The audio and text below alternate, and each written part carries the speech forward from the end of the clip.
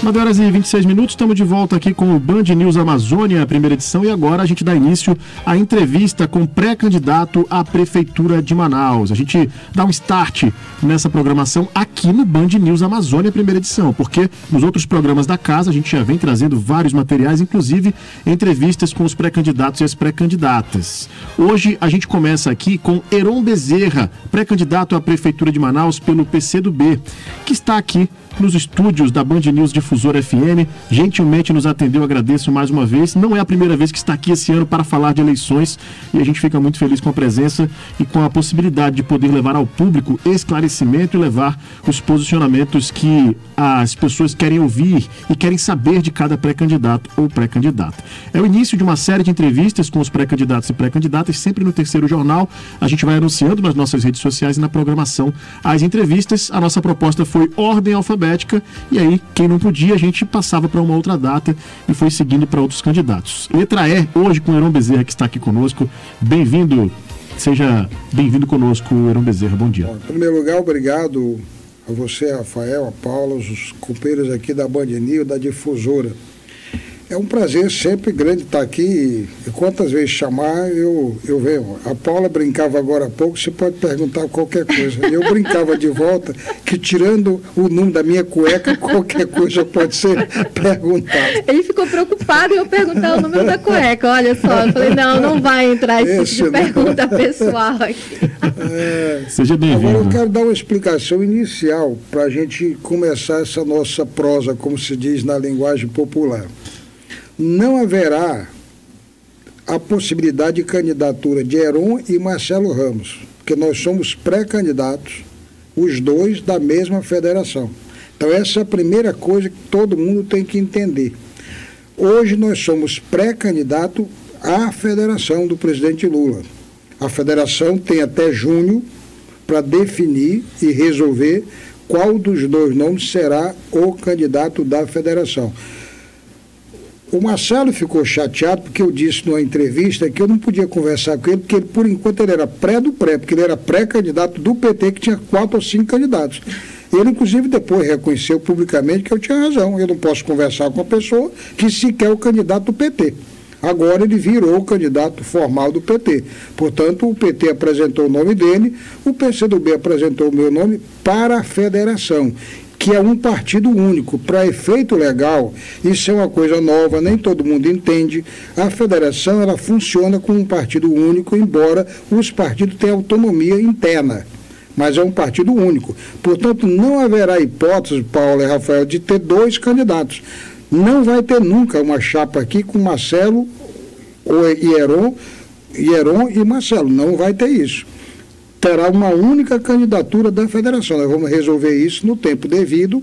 Por enquanto, nós temos que debater as ideias, apresentar as opiniões e ver o que a sociedade entende por melhor e, principalmente, o que para o conjunto da Federação Nacional é mais vantajoso, se é a candidatura do Raimundo, do Pedro, da Maria ou da Chiquinha. É assim que a banda toca. Muito bem, antes de a gente começar aqui a entrevista, já tem uma resposta muito interessante, muito contundente em relação a essa candidatura que está sendo costurada e formada na Federação Brasil da Esperança, né, Paulo? A federação do presidente Lula.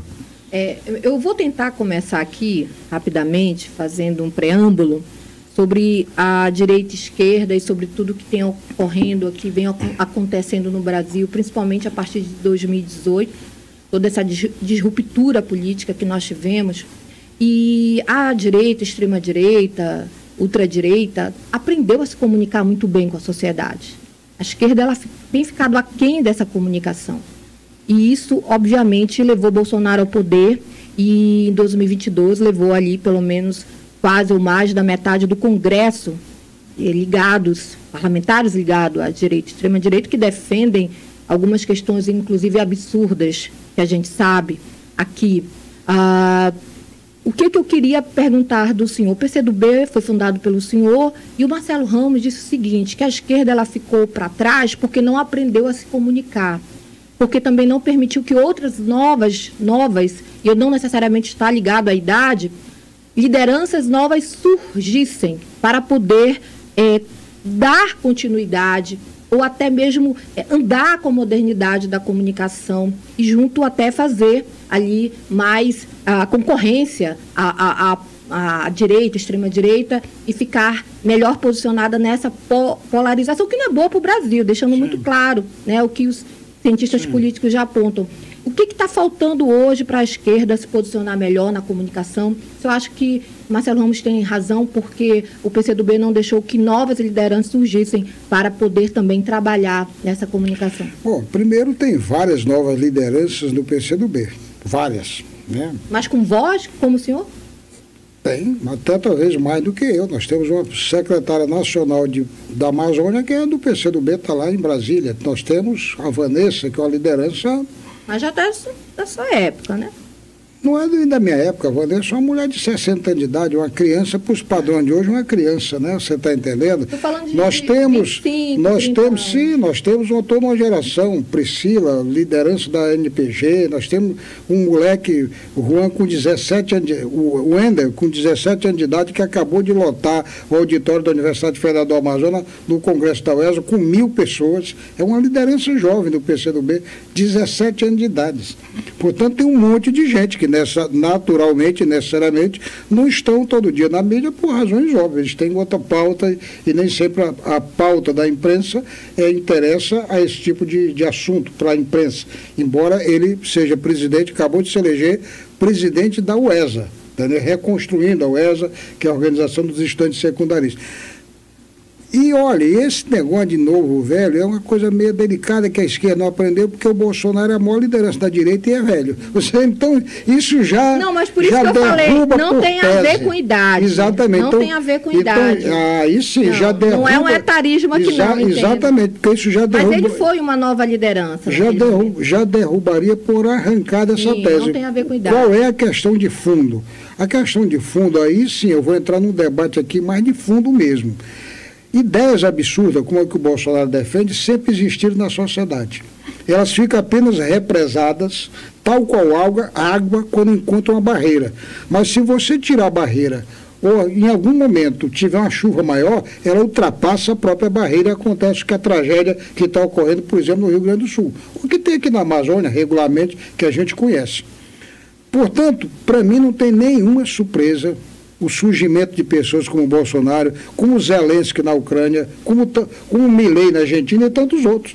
Isso faz parte de um processo natural, essas pessoas existem, essas ideias ultrapassadas existem, tem público interno em cada local e muitas vezes as pessoas não têm coragem ou não têm espaço para verbalizar. Quando chega na presidência da República alguém que verbaliza isso, todo esse esgoto sai com vigor e a gente viu o que está acontecendo.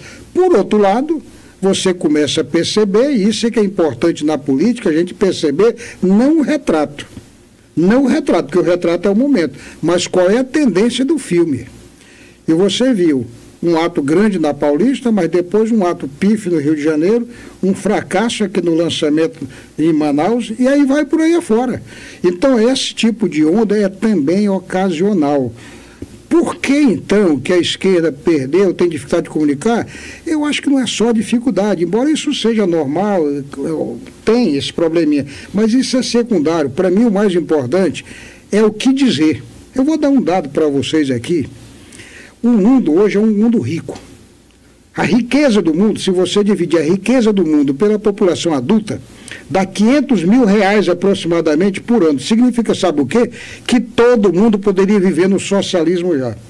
Que é o momento em que a sociedade vai deixar de trabalhar 8, 10 horas por dia, trabalhar 4, 5 e viver do ócio, do lazer, da cultura. Isso é o socialismo.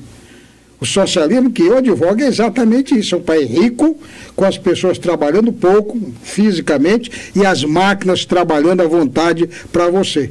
Isso é o socialismo. Nós já poderíamos, no mundo, ter o socialismo. Por que não tem? Porque esse dinheiro está concentrado em 1% da população. Em 10 países e 1% da população desses países. Portanto, o que tem aí sim é uma profunda concentração de renda, e essa riqueza, essa exuberância e essas coisas não chegam na população, que olha para um lado e para outro, e quando aparece um vigarista qualquer, por demagogia ou não, fazendo proselitismo, ele vê aquela pessoa como contra o sistema. E ele diz, é isso aí, porque esse cara me representa, porque ele está combatendo o sistema. Não percebe a população mais simples que aquilo é um vigarista que apenas está fazendo demagogia para levar o voto dele, porque aquilo é representação clara do sistema. E aqui eu me refiro ao Bolsonaro, que é um cara tipicamente do sistema. Foi militar, foi deputado por 28 anos, nunca fez porcaria nenhuma e virou presidente da República dizendo que era contra o sistema. Pra você ter uma ideia. Pela força da comunicação. Exatamente. Mas é o que eu estou tentando explicar, que quando ele encaixa esse discurso, isso tem eco na população, que realmente se sente excluída de tudo, das políticas públicas, do dinheiro, da riqueza, do emprego, do trabalho, ela se sente excluída. Por mais que os governos Dilma, Lula, etc., tenham avançado muito, está muito aquém do que realmente a população precisa. Portanto, para mim, o principal defeito, não da esquerda, da comunicação, e no caso nosso, é realmente propor coisas que incluam de maneira mais efetiva a população, que é exatamente uma das razões pelas quais eu sou pré-candidato a prefeito de Manaus. Eu quero debater ideias revolucionárias, eu quero debater ideias novas, não essa mesmice de brincadeirinha de um levar lixo para frente lá do lixão da prefeitura e outro reclamar que estão brincando. Eu não quero esse tipo de brincadeira. Eu acho que campanha não é para brinquedinho, não é para fazer piadinha. A campanha numa prefeitura da cidade, da quarta cidade mais rica do país, per capita, não é para brincadeira, não é para amadores. É para quem realmente tem alguma condição de resolver os graves problemas estruturais que essa cidade precisa. A gente está nessa questão das entrevistas também, até para ajudar o ouvinte a entender qual é a visão de cada pré-candidato ou pré-candidata. O senhor entrou agora nessa questão, que é muito importante lhe perguntar, né? O senhor falou sobre o socialismo, por exemplo, as ideias revolucionárias. Em uma eventual caminhada do senhor para a Prefeitura de Manaus, em uma eventual eleição, seria possível, o senhor acredita que esse seria o melhor sistema de governar a cidade de Manaus e se seria possível e como poder colocar essas ideias em práticas, das ideias mais revolucionárias, o socialismo, para tornar a cidade numa visão que o senhor tem para que ela possa ter melhor qualidade de vida? Perfeito. O socialismo, o nome já está dizendo, é exatamente priorizar o social, priorizar a população, priorizar o povo. É claro que você só pode implementar isso mudando a estrutura geral do país. Então, nós não vamos ter uma prefeitura socialista, isso é impossível. Mas você pode ter políticas que se aproximem disso. Eu vou dar alguns exemplos. Nenhuma cidade com mais de 1 milhão de habitantes no mundo resolveu o problema de transporte urbano, a não ser com o metrô. Eu pergunto a você já ouviu algum candidata falando de metrô na cidade de Manaus? Nunca. Nunca. Eu falei disso em 2000, quando eu fui pré-candidato a primeira vez em Manaus. Eu já falei disso em 2000. Portanto, eu vou eleito eventualmente prefeito de Manaus, vai ter metrô aqui.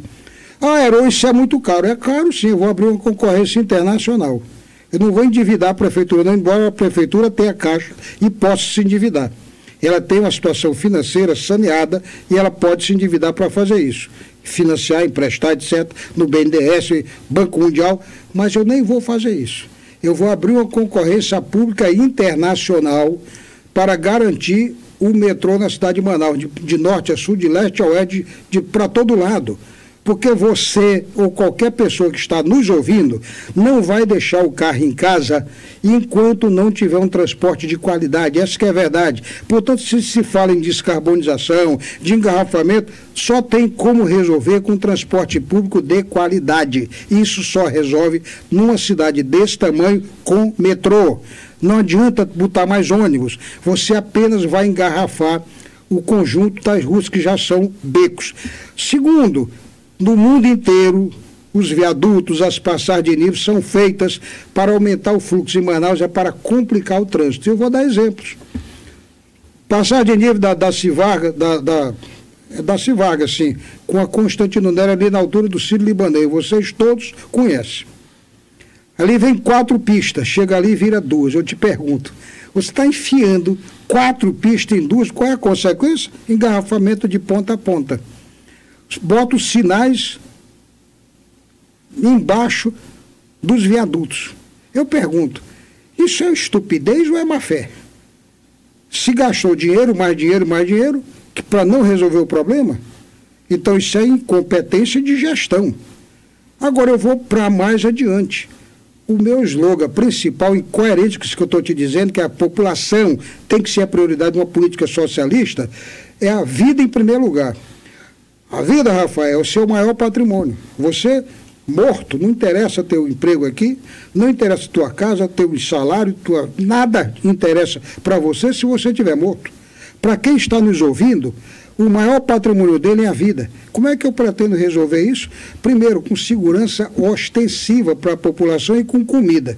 Comida ensinando as pessoas a produzir comida, inclusive dentro de casa, num programa chamado Agricultura Periurbana. Eu sou engenheiro agrônomo de formação, professor da Universidade Federal do Amazonas, da Faculdade de Ciências Agrárias. Eu fui secretário de Produção Rural do Amazonas, eu sei o que eu estou dizendo. É possível produzir comida até num quintal, até numa varanda de apartamento, a comida básica para a população. Isso, tecnicamente, chama agricultura periurbana. A segunda questão, expandir a saúde básica para que você não adoeça. E a terceira é segurança ostensiva, na rua, com guarda de quarteirão, um homem e uma mulher 24 horas na rua, em todos os bairros de Manaus, contratados inclusive no bairro, porque as pessoas se conhecem, e dentro dos ônibus eu vou colocar segurança com arma não letal, dentro do ônibus para proteger a população. Eu tenho dezenas e centenas de alunos na Universidade Federal do Amazonas. Eles chegam comigo e dizem, professor, eu tenho 2 celulares. Um melhorzinho que eu guardo no último bolso, na última carteira. E um mais vagabundo que eu ando na mão para entregar para o bandido quando ele chega. Como é que eu posso tolerar? E aqui quem está nos ouvindo, e vocês sabem disso. Chama o celular do ladrão, né? Exatamente, vocês têm esses depoimentos todo dia e toda hora. Como é que eu posso tolerar, meu amigo, que a gente viva a nossa cidade nessas condições e ninguém faça nada? E alguém vai dizer, Heron, mas isso é um absurdo, é muito caro. É caro sim. Então diga que você não quer proteger a população. Porque exatamente essa é a diferença de uma política de esquerda para a direita. Uma política de esquerda prioriza atender o povo, os mais simples. E vou dar um exemplo assim, bobo, aqui. Vai num bairro de Manaus e acha o nome de uma rua e me traz que eu pago R$1.000. Não tem rua, as ruas não tem nome nem número. Começa com 30, cai por 10, sobe por 100. É uma verdadeira esculhambação. Eu pergunto, será que é tão difícil você numerar as casas nos bairros de Manaus? Será que é tão difícil você colocar uma placa que custa R$10 num canto de rua da cidade de Manaus? A Ponta Negra, todas têm nome. Os bairros mais organizados, mais chiques de Manaus, todos têm nome. Eu pergunto, isso é um privilégio de Adrianópolis, da Ponta Negra? Isso não pode ser estendido para o Zumbi dos Palmares, para a Cidade de Deus, aliás, a maior favela do mundo, maior favela do Brasil, aliás? Não é possível isso, não. Por quê? A quarta cidade mais rica do país, com 9 bilhões de orçamento, não tem como resolver isso? Tem. Mas por que não resolve? Porque não governa para o povo, governa para meia dúzia da elite. Essa é a diferença da esquerda. E é isso, dona Paula Litaf, que eu quero fazer. Isso é que é comunicação. Na hora que o povo entender que isso é para valer, ele vai mudar de lado, ele vai ter uma opinião mais clássica. Agora, enquanto for na base do, o lixinho, e não sei o que, brincadeirinha, a população, isso é mais uma brincadeira. Um tá querendo criticar o outro para poder ficar no lugar dele e fazer a mesma porcaria. É isso que o povo não é bobo. O povo não é bobo. Ele vê perfeitamente quando você está fazendo uma crítica séria.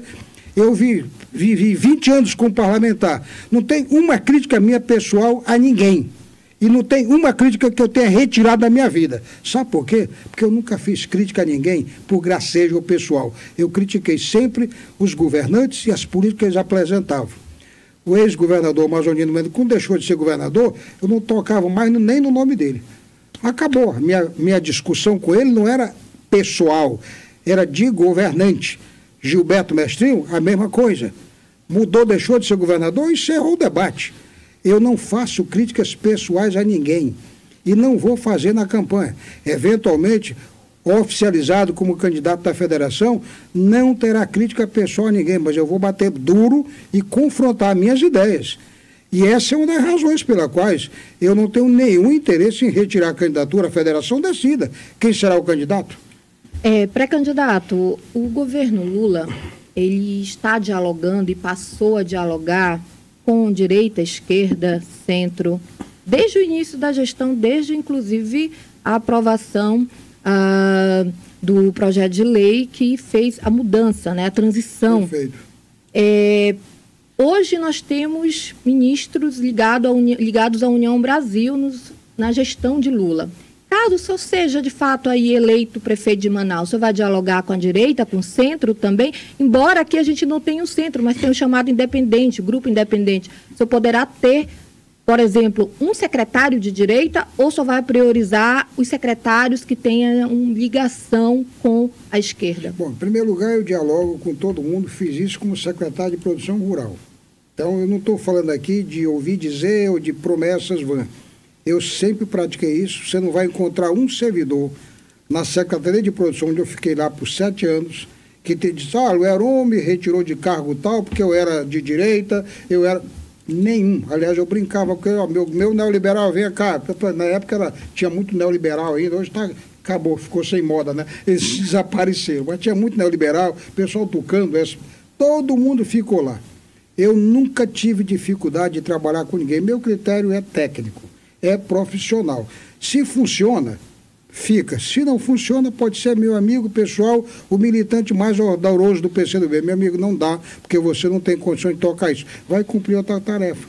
É assim que eu vou operar. Foi assim que eu operei a minha vida. Não descarta ter um secretário de direita, nenhum por exemplo. Problema. Se for Partido Liberal. Se for uma pessoa competente, que tenha capacidade de executar uma política pública nessa linha que eu estou colocando aqui, sim, nenhum problema. Nenhum problema. Eu vou repetir, o meu critério sempre foi e sempre vai ser da capacidade técnica operacional. Executivo não é para teoria. A teoria é para acadêmicos. Eu sou um acadêmico, sou professor, doutor da UFAM, eu sei muito bem como é que é isso. É para parlamentar, que tem que o papel de fiscalizar e criticar. O executivo é para executar, o nome está dizendo. Então, se um secretário não executa, não resolve, está no lugar errado. Se essa pessoa é de direita, de esquerda, de centro, pós-moderno, da Lua, de Marte, de Aeronix, que é o meu planeta, então isso é outro debate, outra discussão. Para mim, a única coisa que interessa é a resolução. Aliás, o Deng Xiaoping, lá na China, quando foi criticado por ter mudado, feito reforma da economia chinesa, um camarada do partido disse para ele, Deng, você está abrindo a economia, fazendo essas reformas, mas vai entrar muita gente aqui com má intenção, capitalista. Ele disse, olha, não me interessa a cor do gato. Desde que ele coma rato, está muito bem-vindo aqui na China. Ou seja, o gato é para comer rato. Se ele não come rato, não serve. Ele pode ser amarelo, branco, ou vermelho, mas se não comer rato, não serve para nada. Esse é o critério que eu adoto, sempre adotei. Isso no partido, nunca promovi um quadro no PCdoB por qualquer outro tipo de relação, a não ser da eficiência dele. Sempre foi assim toda a minha vida. Portanto, eu não estou aqui fazendo uma pregação de promessas. Eu estou resgatando uma prática minha ao longo de toda a minha vida, como militante, como sindicalista, como acadêmico, como executivo, como parlamentar. O senhor falou agora sobre a questão do transporte público, né? E a gente, obviamente, está falando sobre essas composições, né? Eventuais composições políticas, mas é muito importante também falar sobre a questão das necessidades da cidade de Manaus. O senhor falou do transporte público, imagino essa que seja a principal bandeira, ou que o senhor enxerga como principal motivo de resolução nesse momento, mas o que mais precisa prioritariamente para a cidade de Manaus? Porque a gente ouve muita reclamação de infraestrutura, ouve muita reclamação, por exemplo, sobre o abandono do centro histórico de Manaus, sobre a questão da segurança. O senhor, olhando para a cidade de Manaus hoje, o que pensa ser prioridade para a cidade de Manaus? E aí eu peço para excluir a questão do transporte público, a mobilidade urbana, que o senhor já falou. Não, sim, claro. Segurança, em certa medida, eu já falei, e vou dar apenas mais uma ênfase, porque eu já falei da segurança. É guarda de quarteirão em todas as ruas de Manaus, segurança dentro dos ônibus, com arma não letal para proteger a população. Mas eu vou te dar outros exemplos, porque a prefeitura, e aqui vamos ser sinceros, sempre que esse debate surge, o que é que diz o prefeito? Isso é um problema de segurança estadual. Vocês sabem desse debate. Até porque pela Constituição é essa estrutura mesmo. Só que a prefeitura é que é responsável pela iluminação das ruas. Você quer uma coisa mais fácil do que iluminar as ruas para diminuir a violência? É exatamente botar luz à vontade nas ruas de Manaus. Você já diminui consideravelmente a violência. Porque você evita, intimida, inibe o marginal de procurar fazer bandoleira, porque ele sabe que está sendo filmado. Iluminação pública é uma coisa assim primária, que ninguém cuida, como não cuida do nome das ruas e nem do número. Agora, o centro histórico, que você menciona, eu vou pegar o caso aqui do nosso irmão do Pará.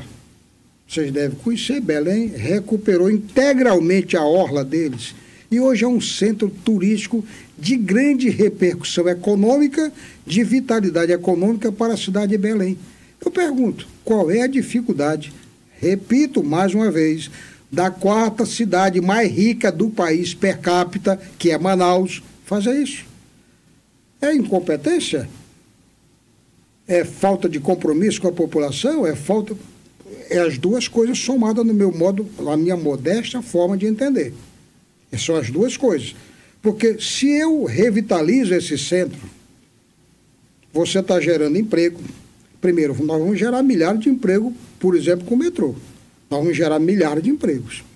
Nós vamos gerar milhares de empregos com a revitalização do centro de Manaus. Nós vamos gerar milhares de empregos resolvendo, por exemplo, centros de lazer e cultura em todos os bairros de Manaus, que é um outro projeto nosso. Colocar um centro de cultura e lazer em todos os bairros de Manaus, inclusive com lavanderias comunitárias, para liberar a mão de obra feminina e masculina. Porque se a mulher ou o homem, que às vezes é dono de casa também, tem uma estrutura social capaz de diminuir a sua carga horária de trabalho, ele pode ter maior tempo para laborar, para trabalhar, para ganhar o dinheiro dele. E diminuir, portanto, a despesa dele, com luz, inclusive, com luz elétrica, etc, etc. Portanto, cultura, essa cidade, lazer nessa cidade é uma tragédia. Porque você tem a Ponta Negra com um buraco que botaram ali indevidamente, muita gente vai para o fundo, inclusive, e não tem outras opções. É preciso estender isso bairro por bairro, com centros, com piscinas piscinas naturais ali, etc. Aproveitar a parte do rio para fazer transporte fluvial também. Nós somos uma cidade entrecortada por água. Por que não usar alguém que vem do Puraquequara de Manaus para o centro de Manaus? Porque vem pela cidade, pelos bairros, com um trânsito miserável desse, por que não se bota um transporte fluvial? Qual é a dificuldade, meu Deus do céu? Isso não tem nada de novo. Isso o mundo inteiro faz isso, a Argentina faz isso, várias cidades do Brasil inteiro, do mundo inteiro fazem isso. Mas qual é o problema de novo? Mediocridade e descompromisso. Mediocridade e descompromisso. As 4 cidades que eu estou falando isso aqui, as pessoas talvez estejam, mas Heron está ficando doido. Não, eu vou dizer, per capita é a cidade de Brasília, a cidade mais rica do país per capita, é Brasília. A segunda é São Paulo, a terceira é o Rio, a quarta é Manaus. Quando é para riqueza geral, a primeira é São Paulo, naturalmente, a segunda é o Rio, a terceira é Brasília, a quarta é Belo Horizonte e a quinta é Manaus, em termos absolutos de riqueza. Isso é dado público do IBGE. Dado público do IBGE. Eu pergunto... Ou seja, tem a verba necessária para fazer o que eu estou dizendo, e estou dizendo mais. Como é que você pode resolver isso? Com parcerias públicas, nacionais ou internacionais, com outras fontes de recurso, usando os BRICS, usando o Banco Mundial, usando os BRICS, que é o Banco da Rússia, do Brasil, da China e da África do Sul, que é a nossa aliança internacional, da qual o Brasil é signatário, do qual o Brasil é membro permanente. Aliás, hoje o BRICS é presidido pela ex-presidenta Dilma Rousseff. Os BRICS, o banco dos BRICS hoje, é presidido pela ex-presidente Dilma Rousseff. Eu pergunto, cadê a agressividade, no bom sentido, dos governos do Amazonas, da Prefeitura de Manaus, de buscar essas parcerias? Não tem diálogo? Talvez não tenha, se sinta incomodado ou não tenham competência para fazer. Eu vou reunir toda a academia do Amazonas. Eu sou professor doutor da UFAM. Eu tenho como reunir centenas e centenas de especialistas nas mais diversas áreas, não só no Amazonas, mas no Brasil inteiro, pelas minhas relações. E realmente colocar esse conjunto de especialistas e populares para gerar uma nova cidade com caráter revolucionário. E quando eu digo caráter revolucionário, não é fazer motim, não se trata disso. É ideias realmente diferentes do que foi praticado até hoje, que até hoje é a mesmice. E eu tenho dito, e o pessoal pergunta, mas Heron, você não pretende retirar a candidatura? Não. Se o PCdoB decidir que eu não sou candidato, a federação decidir que eu não sou candidato, paciência, eu não posso ser candidato. Agora, se depender de mim, nego vai ter que, como dizia o Zagallo, vai ter que me aturar. Olha, pré-candidato, a gente tem aqui 2 minutos, mas não tem... culpa do Rafael aqui, ele que decide. Olha, mas eu queria que rapidamente você pudesse falar para a gente qual seria as suas ações, caso estivesse à frente da Prefeitura, para mitigar os efeitos da crise climática. A gente está vendo a gestão municipal de Porto Alegre e estadual do Rio Grande do Sul serem muito criticados por não ter feito um planejamento antes à tragédia. E eu queria que o senhor pudesse falar assim, bem rapidamente para a gente, quais seriam assim, os principais pontos que o senhor abordaria? Ainda bem que você perguntou isso por final, senão eu ia gastar o tempo todinho falando disso, que eu sou, por acaso, professor de climatologia. Eu sei. Mais do que isso, eu não só, Paula, vou fazer como estou fazendo. Eu já inaugurei na UFAM 4 edifícios solares, porque qual é a primeira questão? É descarbonizar a Amazônia. Sim. É descarbonizar o planeta, é diminuir a poluição do planeta, que começa com o metrô, porque eu vou tirar milhares e milhares de carros, de ônibus circulando em Manaus. O metrô não tem poluição, começa daí. Segundo, eu já inaugurei 4 edifícios solares na UFAM, vou inaugurar mais 3 e vou concluir até agosto agora o mapa solar do Amazonas.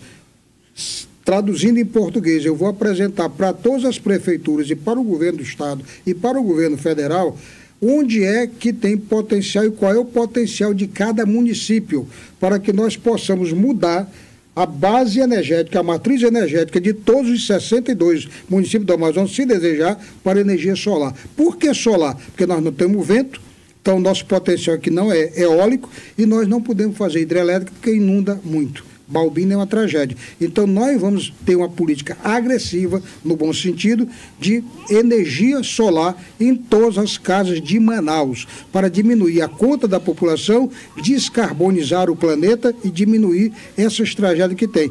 E fazer um monitoramento que você faz de maneira simples, que é um negócio chamado CAD, capacidade de água disponível do solo. Você sabe quanto aquele solo pode suportar de água. Se eu sei quanto ele pode suportar e sei quanto vai cair de chuva pelo pluviômetro que eu tenho, eu sei que ali vai ter problema se eu não tirar a população dali. Então, isso eu já gravei e mandei para a prefeitura, de graça, ensinando como é que evita desbarrancamento. Por que ele não faz? Não tem compromisso com a população, ou não sabe, ou não acredita na ciência. Eu acredito na ciência, eu sou um cientista dessa área e vai ser uma das minhas bandeiras centrais, exatamente parques e mais parques para poder melhorar o microclima da cidade de Manaus e, ao mesmo tempo, descarbonizar a Amazônia e o Brasil como um todo. Muito bem, a gente conversou aqui então com Heron Bezerra, pré-candidato à Prefeitura de Manaus pelo PCdoB, gentilmente cedeu parte do tempo para vir conosco aqui na Band News Difusora, mais uma vez, para conversar com a população, conversar com a gente aqui nessa série de entrevistas com os pré-candidatos e pré-candidatas à Prefeitura de Manaus. Agradeço pela vinda aqui, Heron Bezerra, agradeço pelas respostas, os esclarecimentos conosco aqui, muito obrigado. Obrigada. Muito obrigado, pessoal, eu que agradeço a vocês, eu estou inteira à disposição e se vocês já perceberam, o prefeito de Manaus vai ter boa confusão. Vocês não se preocupem com isso. Muito obrigado. Obrigado, Paulo Litaf. Estamos juntos, viu? Até amanhã. Muito obrigado, ouvintes. A gente daqui a pouco vai disponibilizar essa entrevista, claro, na íntegra, no nosso canal no YouTube, Band News Difusora, e no nosso site bandnewsdifusora.com.br.